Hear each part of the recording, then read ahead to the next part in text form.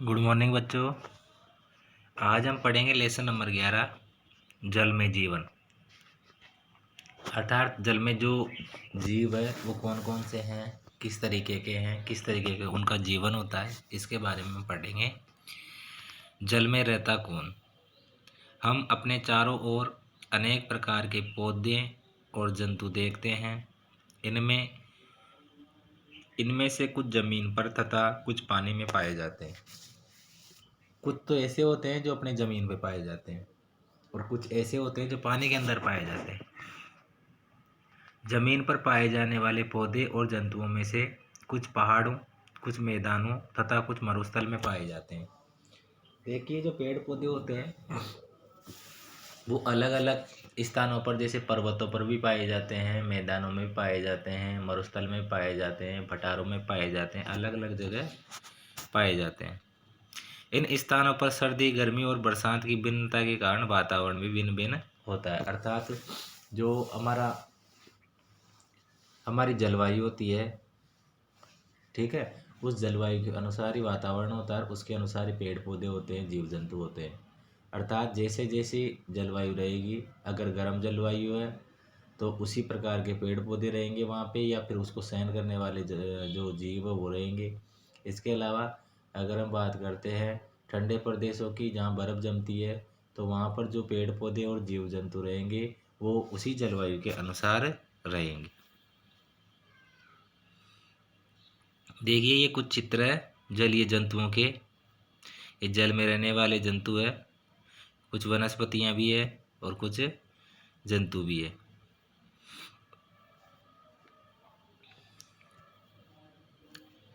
इसके बाद देखेंगे हम जल में रहते कैसे, अर्थात ये जल में किस प्रकार से रहते हैं।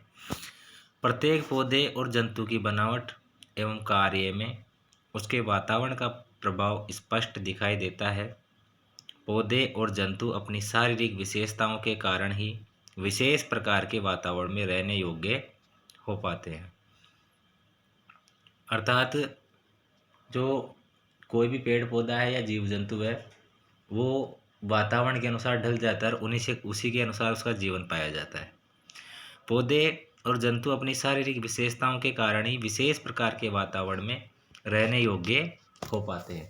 अर्थात उनकी जो शारीरिक बनावट और जो शारीरिक रचना होती है, तो उस शारीरिक रचना के कारण ही वो वातावरण में ढल पाते हैं। जैसे हम देखेंगे, जैसे जो ठंडे प्रदेश है वहाँ पर जो जीव जंतु है उनके शरीर पर बड़े बड़े बाल होते हैं जो उन्हें ठंड से बचाते हैं, ठीक है। तो इस तरीके से क्या है कि वो अपने आप को ढाल लेते हैं वातावरण के अनुसार। जैसे भालू बर्फीले स्थान पर पाया जाता है, उसके शरीर पर बड़े बड़े बाल होते हैं जो उसे ठंड से बचाते हैं। इसी प्रकार पानी में रहने वाले जीव जंतुओं की शारीरिक बनावट इस प्रकार की होती है कि वे पानी में ही जीवित रह सकते हैं। आपने देखा होगा कि पानी से ज़्यादा देर खेलने या काम करने से हमारी उंगलियों में सलवटें पड़ जाती है, जबकि जलीय पौधे व जीवों के साथ ऐसा नहीं होता। अर्थात क्या है कि जो जीव जंतु है वो अपने आप को उस जलीय क्षेत्र के अनुसार या उस जल के अनुसार अपने आप को ढाल लेते हैं। इसके बाद देखेंगे कि ये देखिए मछली का चित्र है जो पानी में रहने वाला जीव है, ठीक है। मछली पानी से बाहर ज़्यादा देर तक नहीं रह सकती। किसी वातावरण के अनुरूप वहाँ के पौधे जंतुओं में पाई जाने वाली शारीरिक विशेषताओं को अनुकूलन कहते हैं। अर्थात जो पेड़ पौधे और जीव जंतु है जो अपने आप को उस वातावरण के अनुसार ढाल लेते हैं उसको अनुकूलन कहा जाता है। अपने आसपास भी कई ऐसे उदाहरण देखने को मिलते हैं जिसमें हम अनुकूलन को देख सकते हैं कि किस प्रकार से वो अपने आप को ढाल लेते हैं, ठीक है। ये प्रयोग भी हम करके देख सकते हैं कि जहाँ पानी एकत्र रहता है वहाँ थोड़ी देर काई खुरच कर लाइए।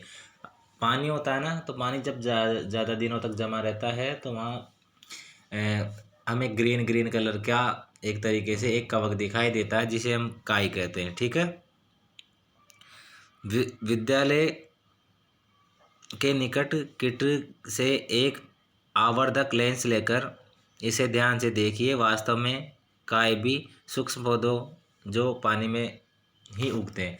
अर्थात ये भी क्या है कि पौधे, ये काय भी क्या है, पौधे के रूप में लिया गया है, इनको वनस्पति के रूप में लिया गया है।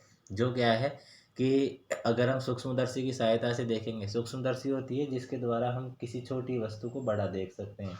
तो अगर उससे देखेंगे तो हमें ये जो सूक्ष्म पौधे हैं उनके रूप में दिखाई देते हैं। ठीक है।